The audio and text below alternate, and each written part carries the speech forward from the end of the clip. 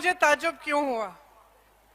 जैसे मैं हेलीकॉप्टर में थी, मुझे बताया गया कि ये मुख्यमंत्री जी का क्षेत्र है, उनकी विधानसभा है। हेलीकॉप्टर उतरा, वहां से यहां तक आते हुए मैंने सोचा कि मुख्यमंत्री जी की विधानसभा है, खूब विकास हुआ होगा।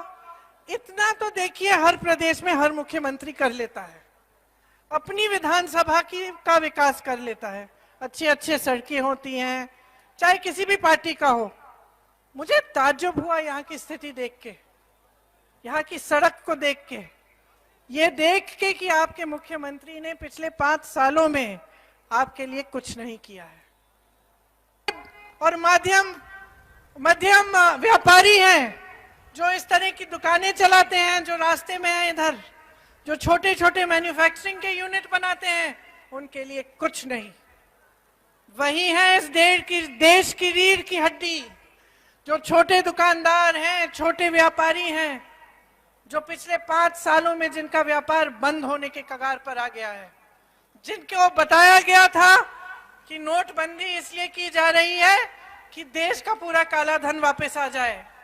उनको ये नहीं बताया किसी ने कि नोटबंदी से उन पर कितना संकट आने वाला था। उसके बाद जीएसटी थोपी गई उन पर, कोरोना आया, कोरोना में लॉकडाउन हुए। सबसे ज्यादा नुकसान किसको हुआ? सबसे ज्यादा नुकसान उन्हीं छोटे व्यापारियों को हुआ जो इस देश की रीढ़ की हड्डी हैं। मैं क्यों कह रही हूं कि आप इस देश की रीढ़ की हड्डी हैं? क्योंकि रोजगार पैदा करने वाले यही छोटे और मध्यम व्यापारी हैं।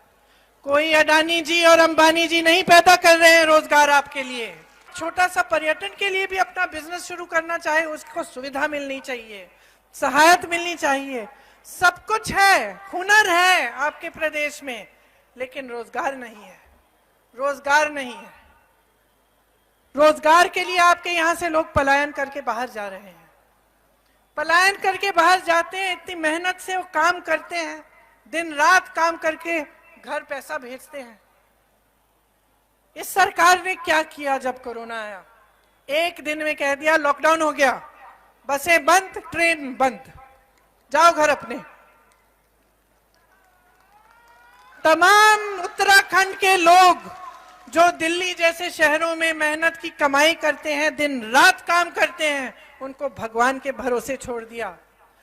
कुछ दिनों पहले प्रधानमंत्री जी ने संसद में कहा कि कांग्रेस पार्टी ने इन लोगों की मदद की, कोरोना फैला दिया पूरे देश में राजनीति करके। तो हम क्या करते? मैं पूछना चाहती हूं। आपके भाई बहन सड़क पे चल के आ रहे थे, पैदल आ रहे थे, कोई सुविधा नहीं थी, कोई साधन नहीं था। क्या हम उनको ऐसे ही छोड़ देते? ऐसे बच्चे थे जो साइकिल पे अपने माँ बाप को बिठा के चला रहे थे 600 किलोमीटर दिल्ली से बिहार तक। मुझे याद है मैसेज आते थे, हम उत्तराखंड के हैं दीदी, कहीं ना कहीं से हमें मदद कर दो, खाने को नहीं है, एक दिन का खाना बचता है, हमें मदद कर दो। मुझे याद है हमने कितनी जीपों का इंतजाम किया, बसों का इंतजाम किया। क्यों किया? हम राजनीति कर रहे थे क्या? हम अपना